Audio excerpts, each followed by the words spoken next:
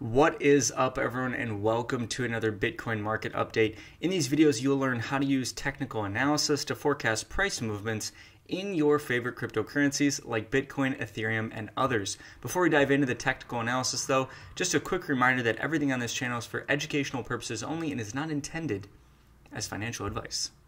All right, so starting off with Bitcoin on the 3-month time frame, we got a lot to talk about today, so let's start off here on the highest time frame that we can reasonably look at. So we had this rise in price right here, followed by a very bearish candlestick here in April with a very long body. Now we haven't actually confirmed this right here as a high just yet because we haven't broke the low of that candlestick yet. So this 3-month candle is looking like it's going to close in a day and 8 hours as an inside bar. Now an inside bar candle is where you do not exceed either the high or the low of the previous candle. So in this case, if we look at the high and the low here, we can see that we did not break 65,163 or 28,796. We got close, but we only got to 29,754 if we look at that. So what that means is we need to expect that we're going to be setting a high at some point in the coming months. That means we're going to have to break the lows of this candlestick right here.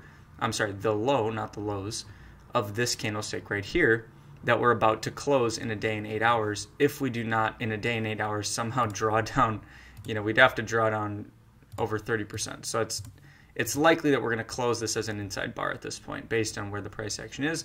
So then over the next 3 months, we need to see a drawdown below this low for us to form this as a high, then likely form a higher low somewhere above our previous low that we have here down at 37.59, and then come up again on the 3-month time frame.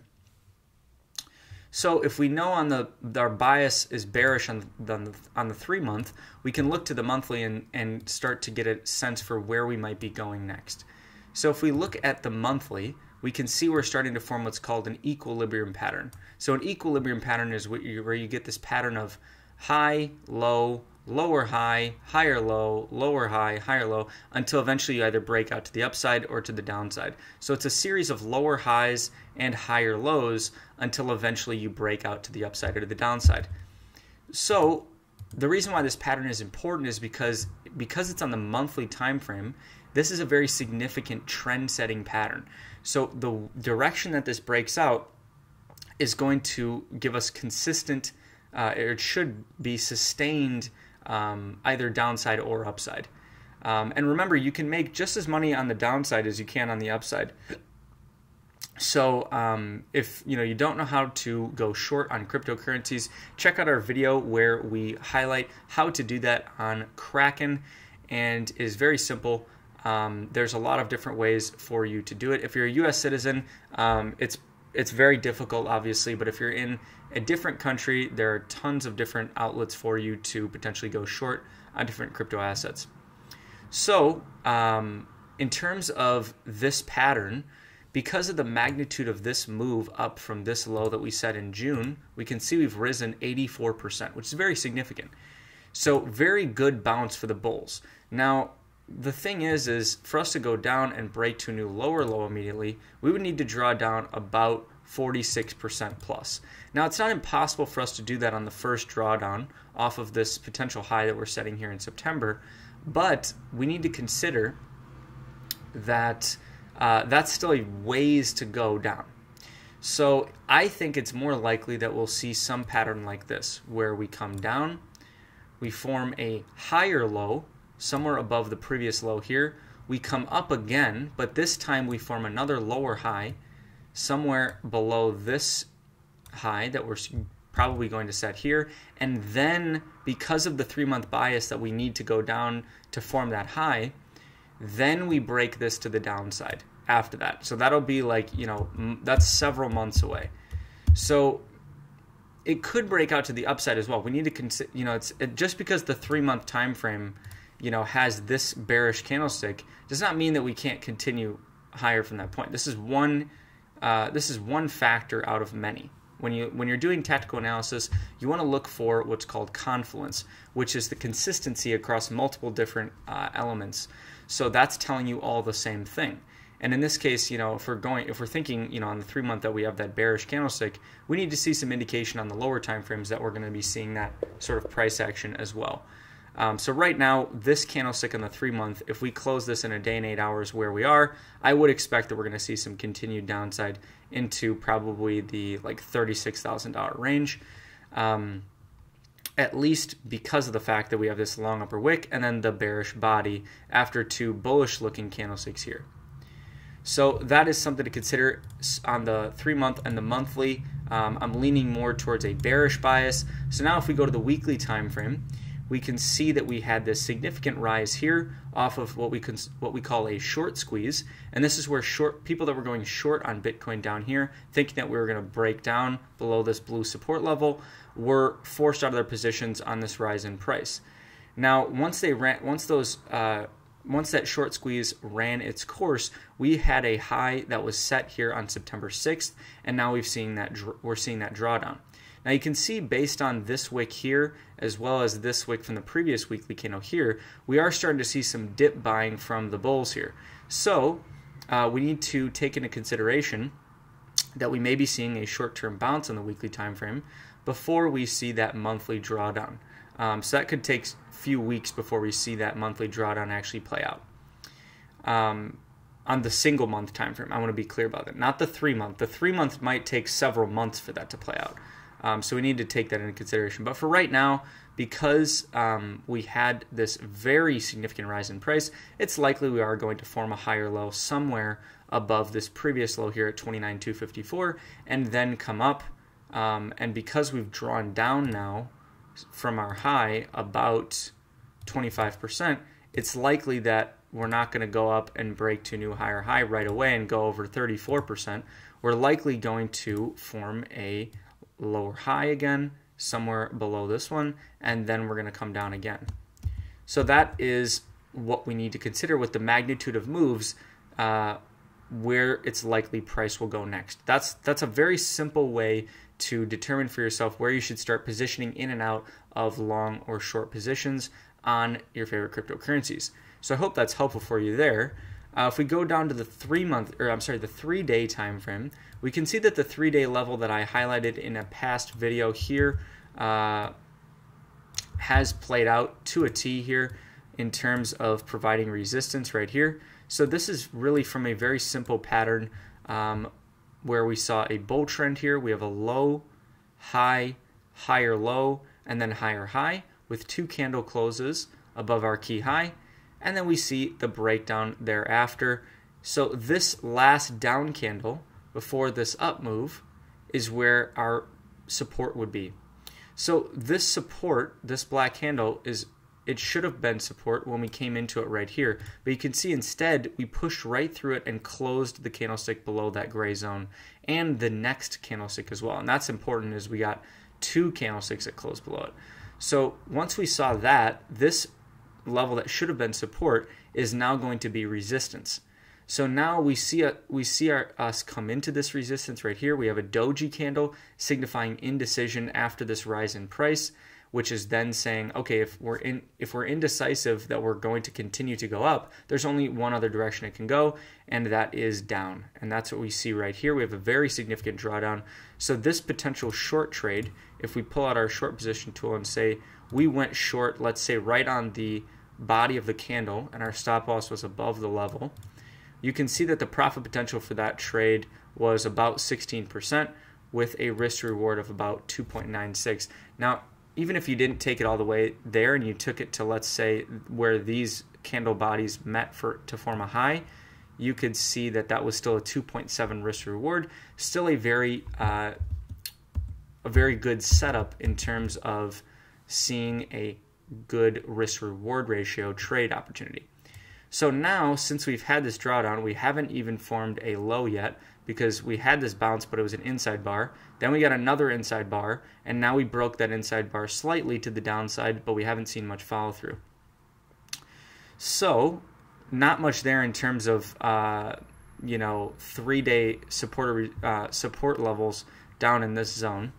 So let's go to the 2-day time frame. So if we go to the 2-day time frame, what we can see here is we have this bounce, we come up, we form a lower high, we come down, and now you're seeing these longer lower wicks. So in 8 hours roughly, this candlestick is going to close, and we likely will see a bounce shortly thereafter in the coming days because of these longer lower wicks and the fact that we bounced pretty significantly here. So if we pull up our pivots indicator, we can see the pivot level was our resistance level when we rose up here in price. We went right into that pivot level right at about 45K, and then we drew down thereafter. Our closest support is the S1, which we got really close to bouncing off of there, if not bounced off of, and that's at about 39,400. If we go to the single day time frame, we can see it's a lot of chop down here, a lot of longer wicks and just messiness really. But what we can see is if we pull up the Ichimoku cloud indicator, one thing I wanted to highlight here was the most bullish scenario did not end up playing out because of this drawdown right here.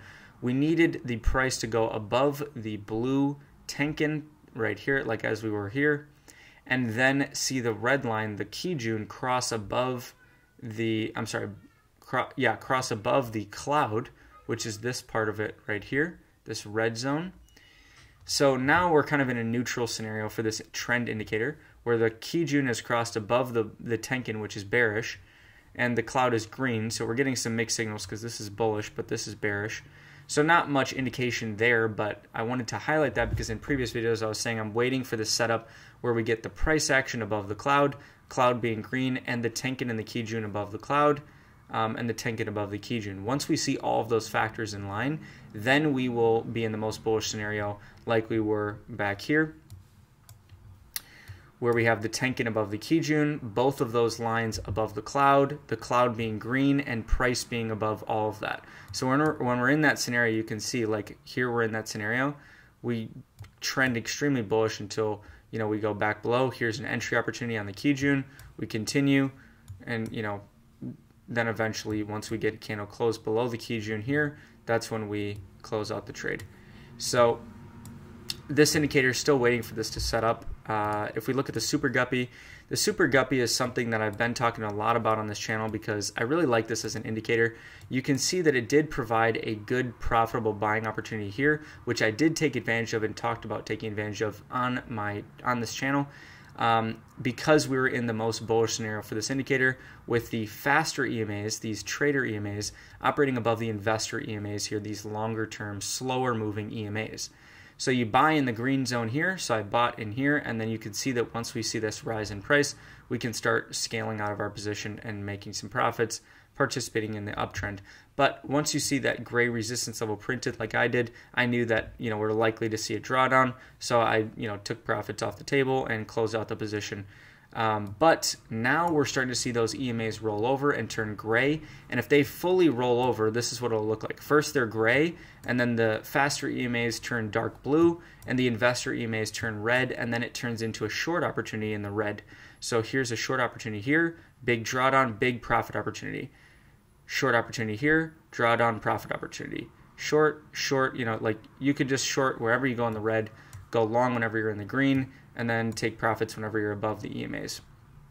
So if we see this fully flip, this should push price down lower into this light blue zone, which is around 38K.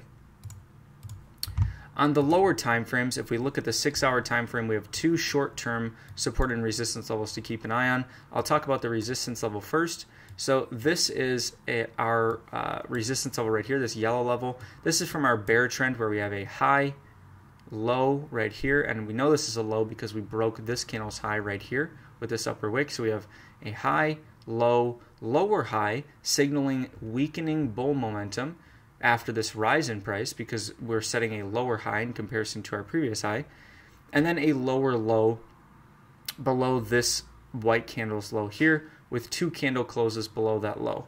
So once we see that, what that's telling us is we are now in a bear trend scenario, and this white candle is going to be our resistance. You can see we've risen into it here, and now we're rejecting off of it.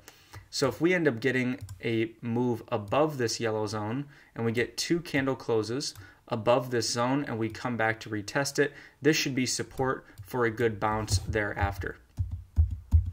From a support level, you can see this purple zone is really our support level, and this is from back here where we had our bull trend right here. So we had a contractionary period here where we had a high, low, lower high. So we had a low, high, higher low, and then higher high. So this last down candle before that up move is going to be our support. And you can see when we come into that level, bounce, bounce, bounce, bounce, bounce. But every time that we bounce off of a support level, we have to remember that that's getting weaker. So we've already tested this 1, 2, 3, 4, 5 times. So if we come into this again like it looks like we are now, and we push below this level and close 2 candlesticks below it, just like I talked about with this yellow level, closing 2 candlesticks above it, that will turn into a resistance zone for price. So it would look something like this, where we get a rejection, we go below it, we close 2 candlesticks below it, and then once we come back into it here, we get that rejection, and then we go lower. So that's what I'm seeing right now on Bitcoin. I hope this video was helpful for you. If you like this video, please give it a like down below and subscribe for future educational content around cryptocurrencies and blockchain technology.